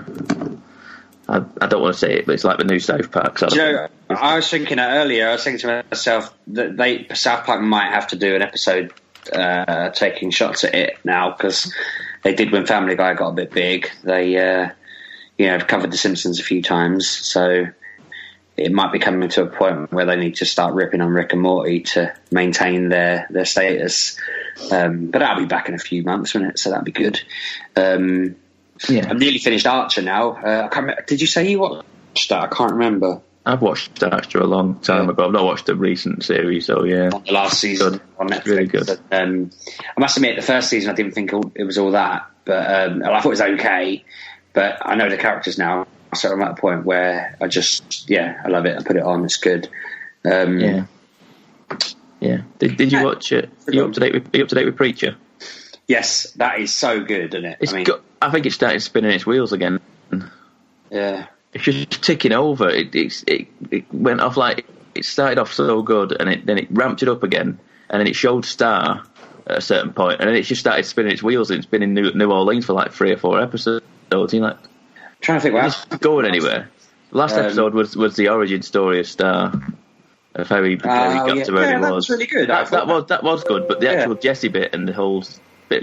No, you're right. It's just waiting for something to happen, and then basically leave you with a cliffhanger at the end of season 2 to go into season 3. It feels like that anyway. It feels like they're just. There's a bit in the comics later in where it seems like they just put it on ice for 10 issues or so, and I wonder how to handle that when it comes to it in the show, because they did just seem to freeze it a bit, just because they must have wanted to hit a specific number of volumes. Well, I don't know what they're doing with this, because I don't recall, because basically the French guy is someone. Well, I don't know if to spoil this or not now. Son, but then in any of the comics, unless I feel like I'm getting up to the last book on Preacher now, and I don't feel like I remember that. I assumed I'd missed text or something. When I was reading it, there was a certain character in it that I'm assuming this French guy is, and I must have just missed it when it was said, because I was always reading it late at night, so I wouldn't be surprised. I get that with Game of Thrones every now and again. I'm watching the series, and I suddenly realised that I probably knew something and I've forgotten it because I didn't pay attention or whatever. I mean, the bits with there was a whole episode about giving your soul away. I'm thinking, I do not recall any of this. In there, and then there is a part where he gives a piece of his soul to the Saint of Killers, and you're like, that doesn't happen in the. They've taken some real liberties with what they're telling the story. They're changing it completely. They must be, mustn't they? Because he never had power over the Saint of Killers. He just negotiated with him. He had the power over the Saint of Killers, though. He did. What, from the offset? Yes. I just remember him trying to control him. He couldn't. No, he did. He did have the power over him immediately. Cause that's what I was. He had the power over him immediately, but he talked him into an agreement with him, didn't he, to go and find God? Yeah. And in the series, he just went, I don't care. I'm going to kill you anyway. And he went, all right, then. I'm going to chuck you in the back of a van. Basically. Like in the bottom of the ocean or whatever it was. Yeah. And you're like, that's asking for trouble, and that's nothing like the TV series. I mean, the comic book was just done so much better, and so I feel like they're taking the comic book and twisting it in certain directions which aren't for the better. I'm still enjoying it. Enjoying it, all in all, but I feel like because the comic book is that good, that to diverge from the comic book is kind of criminal. Yeah, but I think I'd also feel I know Kev was saying he'd prefer it to be identical, but I think it would get a little bit tiresome if it was just the pages of the comic on screen. Well, it would be for people who had read it, but I imagine this is bringing Preacher to so many people that hadn't heard. I mean, I only started reading it because of the TV series. But again, then anyone who hasn't read it until they've seen the TV show would get the first volume, see it was identical, and not read it. Whereas now they're like, so I think so. A lot of people. I mean, I don't. So I may be saying something here I shouldn't do, but I don't think a lot of people necessarily would go to. It's a good TV show. I don't need to read it, but I mean, I don't read Game of Thrones because I've seen the Game of Thrones series, and I don't feel any impulsion to read Walking Dead after watching The Walking Dead. See, I find both of those thoughts mad because they're the only two things I can think of where reading them would add a lot more value to. Yeah, I mean, The Walking Dead is different now. Game of Thrones, you just get so much more thought and logic. A lot of the things that people do in the show that don't feel abnormal, but they feel a little bit like they're just doing it as the plot. Whereas in the books, there's a lot more to it. There's a lot more thinking and things pulling them in different directions, and you get all of that. And the subtext is much stronger in the books. Yeah. I mean, like I say, you're not wrong, but I don't know. I wouldn't say it's a bad series, Preacher, but I just think the book is so much better. That's normal. It's probably not selling Kev on it, really. That, to be fair, is it? It is not. Selling on it. Still not interested. No. And I liked all the Star stuff. I just feel like it is spinning its wheels just to get to the end of the series and go, come back for series 3. See you then. Mm-hmm. And it's a shame, really, because it started off so well. So, do you want to get to Game of Thrones? Are we up to date with Game of Thrones? No. We've not watched it this week, I think. Anna, how many episodes have we watched? 1. We only watched 2, 1. maybe. I thought we'd watched 2. Maybe yeah, 2. I'm not sure. We're just busy. We haven't got time. We are busy. Yeah, I think the second one came out this week, just gone, yeah. Oh, was it only the second? We've only seen one episode. Yeah, I think so. I feel like it was. Yeah. It's a cracking episode. Yeah, massive. You need to catch up. Yeah. Again on Mondays, sorry. So someone pointed out to me I could have recorded it off of the overnight viewing and then watched it without adverts, and I feel like a bit of a moron now. No, you know for future. Yeah, although I'm getting rid of Sky soon, so I haven't really thought about Game of Thrones. I'm sure I'll get it on Sky Go, it'll be fine. Yeah. They're bringing out a new thing. If you've had Sky for long enough, unbroken, you can get special VIP stuff from them. Yeah, we're getting Sky Q for no installation stuff. The 2 terabyte 4K box. They're coming to fit it on Monday. And it's only going to cost us. There's no installation. We're not buying the hardware, and it's only an extra £5 a month because we're having the multi-room version. So I'm a bit lost. All the HD I've got multi-room and I've got the terabyte box. I didn't know it was a 4K box. So what, Sky Q? Yeah, Sky Q. The Sky Q. Yeah, I've got a 2 terabyte one. Box. Is it the Sky Q one though? I don't know. Am I getting rid of I don't know if I am getting rid of Sky, actually. I'm now pondering. I think I went to get rid of it and ended up taking out their broadband and their phone.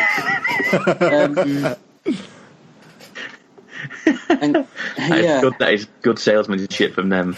I know. I felt like when you're playing a bit of an angle. I told them I wanted to get rid of everything, and then I said something like along the lines of, I need to hurry up on this call because I've got to get onto BT next to cancel all my stuff with them. And the guy was like, well, hang on, what are you cancelling with them? And I was like, just the TV, just the broadband and telephone. And he was like, well, we do that. And I was like, yeah, but they're all expensive. And then he just basically bundled it all in sort of thing. But I'd forgotten that we are still getting some TV from them. But I might have to have a look at this Q thing then, because if it's only a £5, it sounds like a plan. Because you've not had it that long, have you? I've had it, long time. They just phoned us. Yeah, we didn't contact them. They phoned us, said, do you want this, that and the other? And, one thing I haven't sorted with them yet is customising the sports channels. I want to cut, because now they've got this new sports thing where you can pick what sports you want to watch. So I've sent him an email saying, look, just give me football and wrestling, get rid of all this other nonsense. How much money is that going to save me? But they haven't sorted that bit yet. So they're a little bit slow to sort. I think football's 18. See, we only pay £49 a month for everything at the moment. So I don't see how it's going to save us that much money if football's 18 of that. Yeah. So, what's I going to ask? Oh, did one of you talk about Friends from College on Netflix? No. I was watching that. It's not amazing, It's I'm only about 3 episodes in. I think it's a slow grow. It's just about bunch of Americans who were friends at college and now they're adults and some of them moved back to their hometown and are picking up where they left off, kind of thing. But I just thought it's all right. I'm using it as I'm nearly at the end of Archer. I need something to watch. I'm waiting for a recommendation because, like, I don't need a recommendation for like a proper sci-fi or thriller or whatever program to watch. I just need a program to stick on in the background where all the characters are absolute arseholes. It's the usual. I do it every 5 or maybe every 10 episodes. I need a new show full of arseholes because I've finished Sunny in Philadelphia, I'm finishing Archer, I've finished The League, I've finished Peep Show. If I don't keep watching shows about arseholes, I'm going to get bored. You're a strange chap. Why don't you just watch yourself? I just like shows about horror. Perhaps this is the time for you to get on YouTube if you just want to watch meanies like you. I'm not going to say your rude word because I'm family friendly, but yeah, maybe if you want to watch people like that, watch yourself. I'm a very pleasant man. You are not. I'm a very pleasant, family friendly man. I don't even know what that word means that you keep saying. I assume it's a compliment. Yeah, sorry. What else have you lot been playing? Watching, that's what I mean. Anna, have we watched any telly? I don't think so. Oh, we watched that Midnight Texas or Texas Midnight. That one by the woman that did True Blood. It can see dead people. Yeah, I don't really remember anything about it or what it was called. Like something like that. It's on Sci-Fi. This man moves to a backwater place. Not many people living there, but everyone there has a secret, or they're either a vampire or a werewolf. And I think the whole season is about this woman that got murdered and trying to find out who did it. But he can talk to her, and she turns up, but she disobeys his rules. And everyone that's died in that area has took over his house, basically. And that was about the first episode. So the new episode that came out yesterday, we'll give it a watch tomorrow, I guess, at some point. It's on Sci-Fi. The woman who wrote True Blood, she wrote this. So we'll see how it goes. I'm sure it'll be fine. I enjoyed it. I just need something to watch. It's not Game of Thrones because there's no Walking Dead at the moment, and I do enjoy my Walking Dead a lot. So it comes October. So I'm watching that at the moment. Kev wasn't interested. Mm-hmm. I'll watch it. I don't mind. I've got used to spending every evening on my own. You know full well you don't do that anymore. She's saying that. She started saying that more and more since I've not been out here every night. I think they're secretly wanting me to start coming out here again every evening. Every day. Yeah. You love it. By myself. Yeah, I like That's how you like it. Exactly. You might, when I come, even this evening and last night, she's already alluded to it earlier on this episode.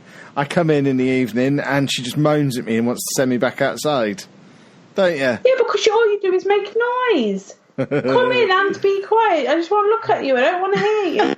I just want to look at you and know you're there and kill spiders. But you're useless at that at the moment. You just keep going, oh, they've gone away. So they're still in here. Useless at that. Brilliant. So we get outside or go to bed. Yeah. So just pick on I me. just sit here by myself instead. I love you, really. Someone has to. Loads of people do. I'm a hero. Mm-hmm. I'm adored by millions. Yeah, I keep seeing it on the Xbox. Hi, cutie. What are you up to? You saw it once on the Xbox. No, it's been going on for a few days now. There's a few different people that are doing it, and it's getting quite concerning. You should see my Twitter. I get 30 of them a day on Twitter. Well, apparently there's this thing going on the consoles that they do this. It's a 22-year-old female who wants to talk to you.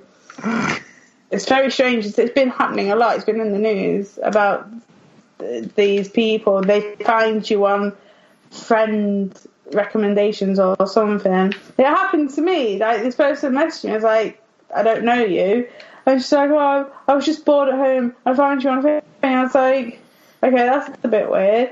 And then she's like, do you want to have some fun? I was like, not really. I'm playing a game. And then she started talking to me about Overwatch, how she likes to kill people and her death ratio was getting better. And I was like, oh, that's good. I don't play it, so well done you. And then she starts going on about, oh, if you come over to this website and watch my videos, you can see how good I'm getting. I was like, no, thank you. And then I blocked her. What a weird thing to do, but apparently it's happening a lot on everywhere, basically. Interesting. So keep your eyes peeled. But Kev has got about 4 of them at the moment who keep saying, well, have said hi in the past couple of days. So I turn it on every day because I have to play a stupid Zoomer game for Rue because that's what he likes, and they're always on there. It's very weird, but yeah, that's been happening. Yeah. They're probably real fans who just wonder why he's not. No, they're not. It's a big thing on PlayStation and on Xbox. These things are happening.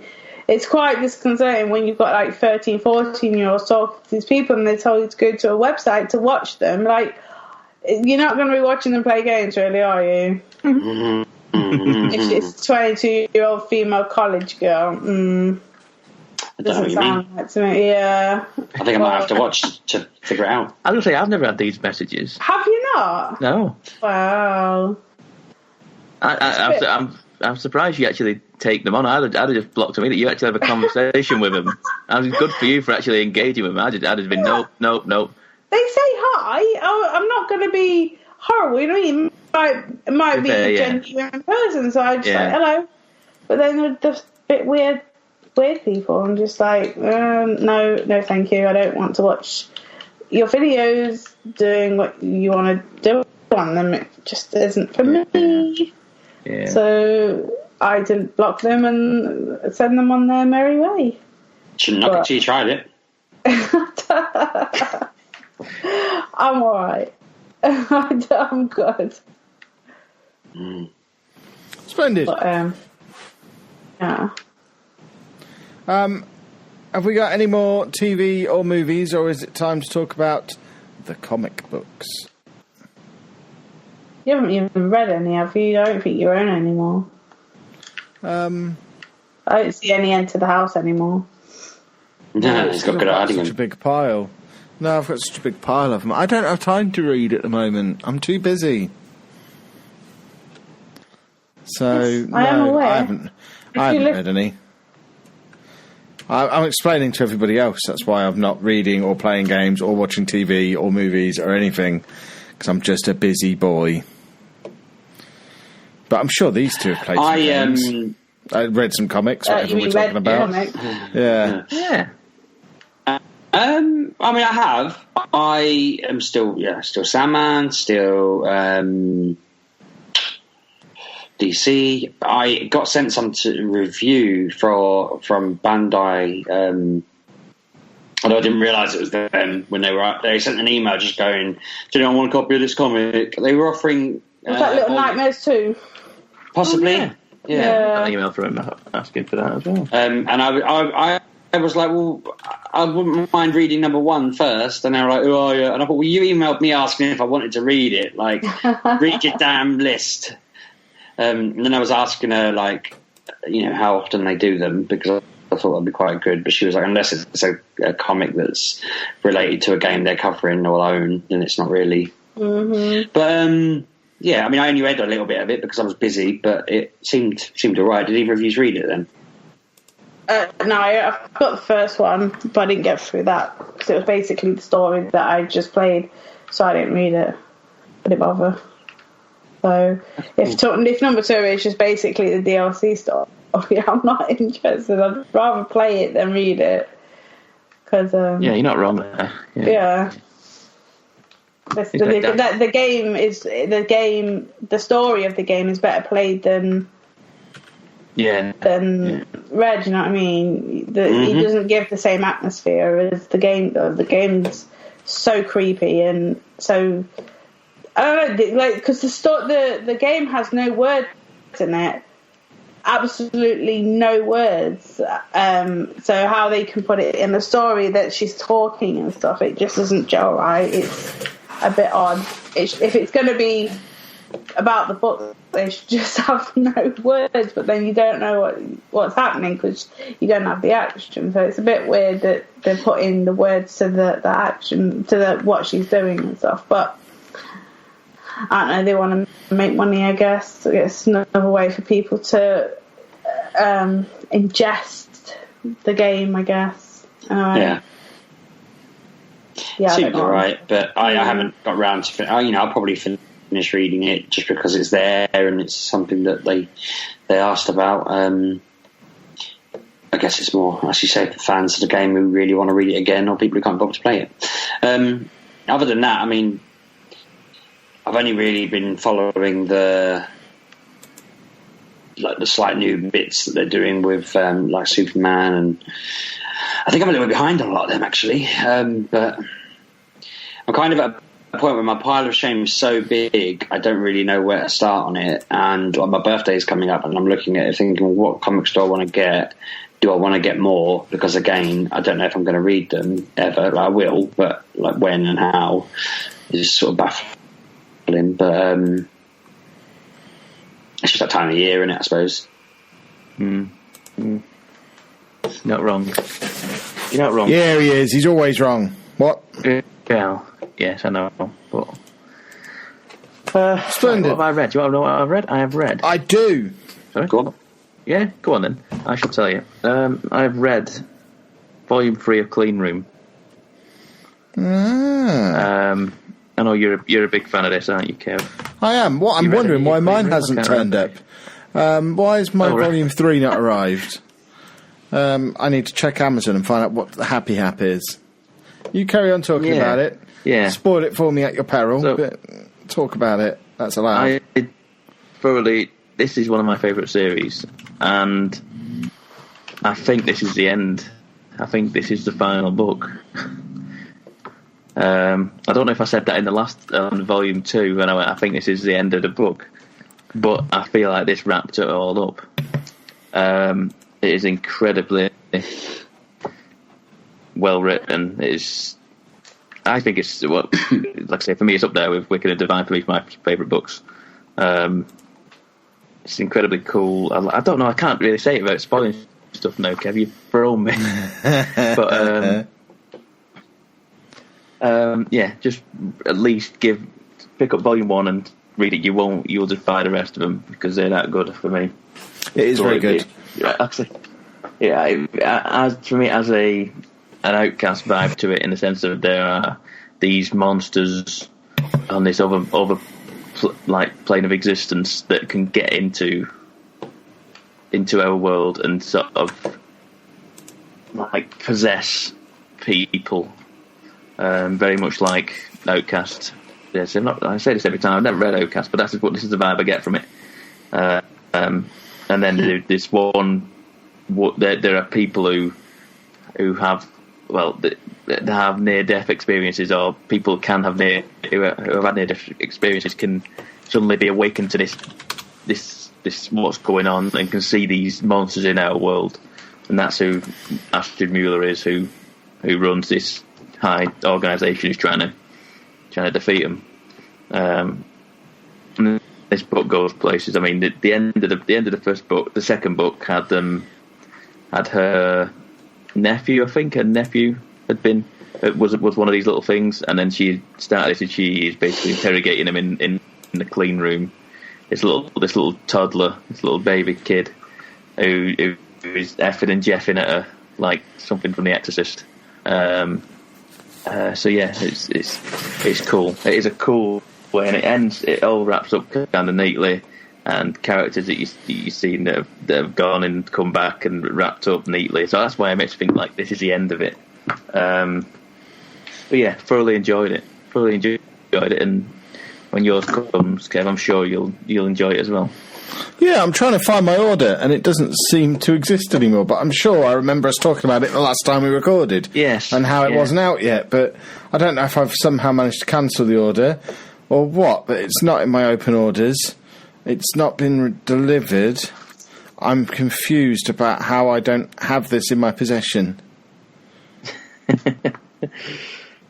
The other thing that I have read since we have last spoken is the Spider-Man, Spider-Gwen crossover sitting in a tree.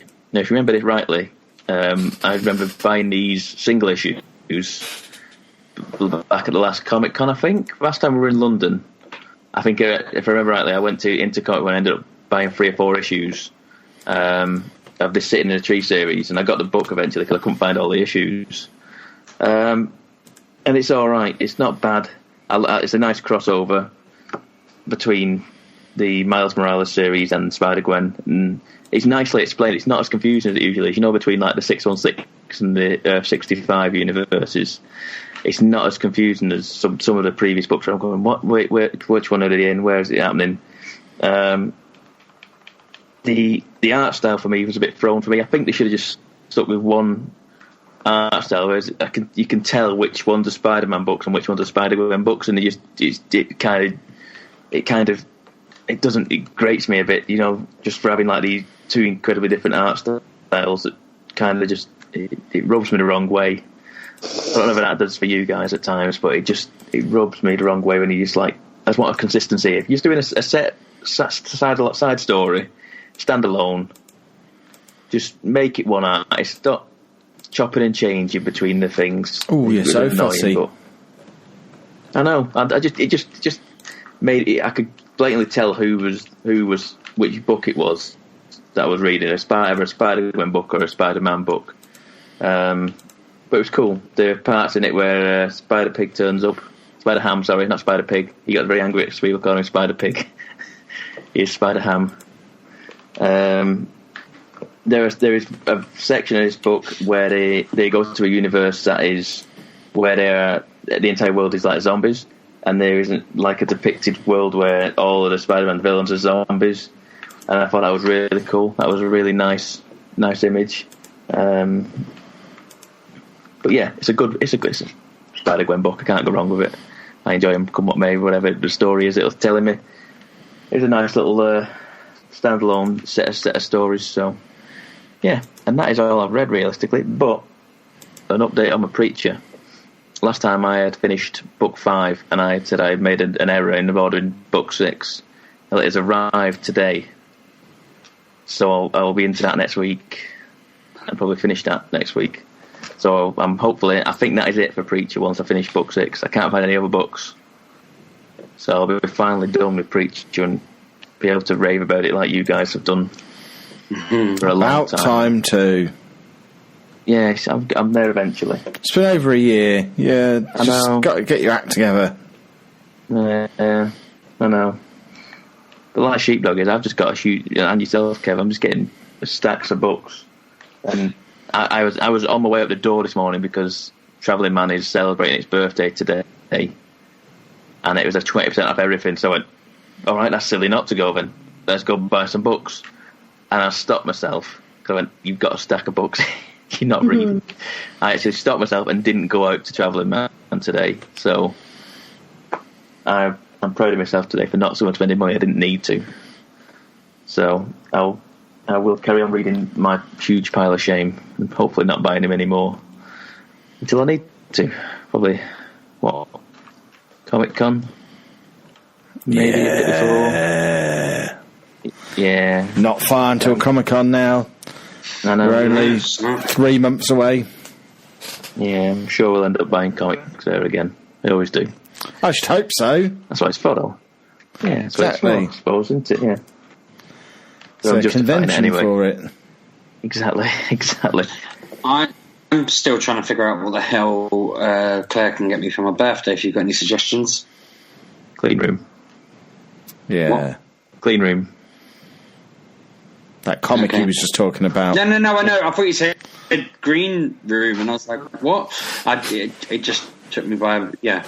I don't know whether I want her to get me comics, though. Because yeah. What about a wig or a hat? Or, I don't know, some of that spray on hair. Yeah. Kaplunk? I've got it already. I don't know if you can. Life-size Jenga. It's a nightmare, isn't it? There's nothing a 32-year-old man really needs. I never had that problem when I was 32. Oh well, anyway. I always have a long list. Just get her to have a look through my Amazon wish list and get you some stuff off that. And if you don't like it, just send it my way. I've got like 500 things on my Amazon wish list. Might have a look through it. I'm assuming it's just your Gmail address. Yeah, I think so. It's mainly pop vinyls and comics. It is a public wish list, yeah. So that way people can send me things. I like it when people send me things. Email address. I won't say. It's probably very common knowledge, but let's have a look. See how many things are on there. I'd quite like that Money in the Bank briefcase that's on page 5. Okay, when you type in your Gmail address, it actually just brings up Amy and Lucy's wish lists for Christmas. Mine should be on there as well. Nope. Because they're sub-lists of my main list.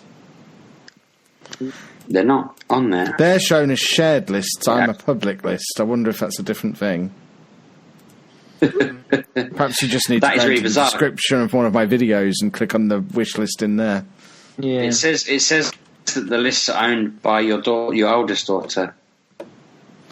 Interesting. And now I know what their book interests are from 2014, because it's not like they've been updated since then. Well, you'll just have to go into one of my videos and find my wish list that way. Look at this. I'm not going to do that. Not any of my Football Manager videos either. Just my vlogs. Go onto the vlog, Sheepdog. Go onto the vlog. Go onto the vlog channel. We're going there now. I found your wish list now. I'm going onto the vlog, checking it's in there. There's me looking very handsome at the XL yesterday. That sounds right. Why would you want ATM? God. The ATM machine's for Andy. He wants one. Henry Hoover. That's for Anna. She wants that. I've got one of those steam mops if you need to use it. I don't need to use it. Quite a lot of pop vinyls. Quite a hell of a lot. It's loads of pop vinyls, yeah. Oh, God. Jesus, there's like... Just all the pop vinyls. Yeah, I mean, it stops... He wants Lucille, the baseball bat. Yes, right, okay. A load of wrestling T-shirts. A can of dragon meat. Yep. A can of unicorn meat. Yeah, not just dragon meat. Yeah. Oh, well then. Sorry. A banana scorpion lollipop. How many cameras? Just various cameras.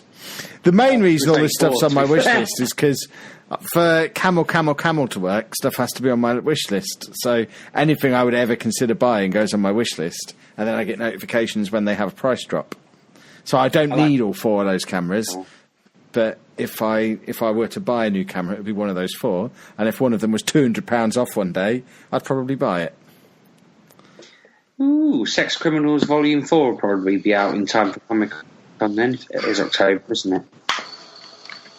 Yeah. So this wish list is actually quite handy. It's just full of stuff that I might want. There you go. Exactly. See? Public service. Mm-hmm. Right, are we done? DVDs on here. Seems a bit... Yeah, we're done. DVDs are because I get the Blu-rays, get the code for them, and then sell the Blu-ray. It sells them. Oh yeah, of course you do.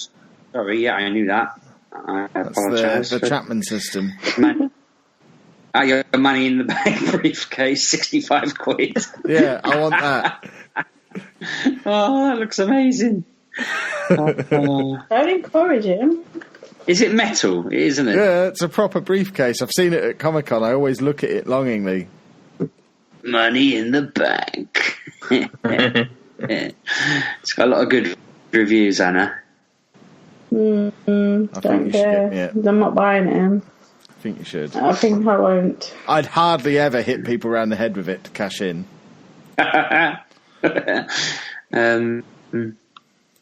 I'm very annoyed while we're on the comic section because I've really wanted to read the Teen Titans Judas contract story for a long time, but never got around to actually doing it. And then the DC Legends mobile app basically spoils it by telling you all about it when it introduces some of the characters. And I'm like, yeah, thanks. I mean, that's still a great game, but it's, spoiler alert.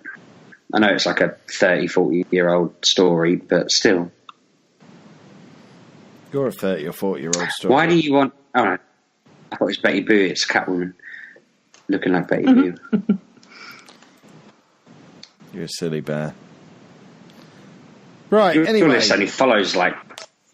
items. Sorry, go on. Trying to end the show. End it. But, oh no, Sheepdog needs to keep talking. I might add a trombone to my list actually while we're looking at my list. I think if I was to learn an instrument, it would be the trombone. Kevin, no. No one sent me that pug mask yet, which I'm still really upset about. Really want a pug mask. Would you tell people you were tooting your bone?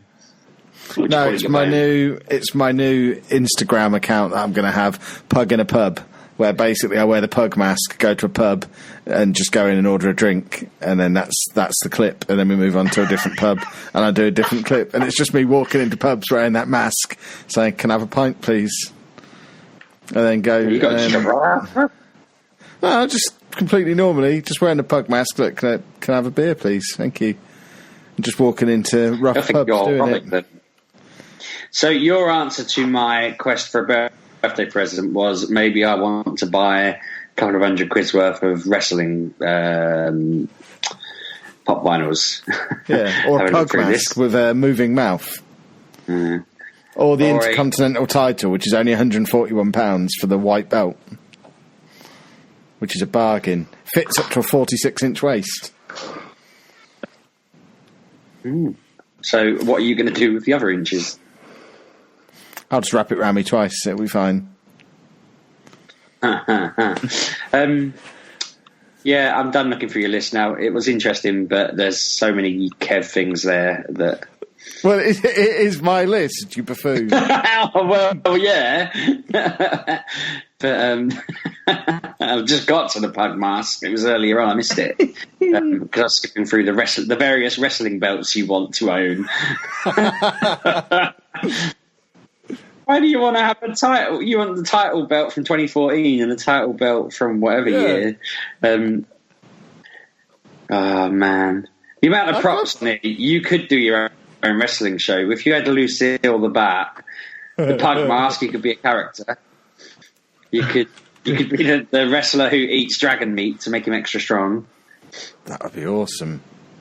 Get a few cans of it and then just like crush one in your mouth before a wrestling match. Consider it done.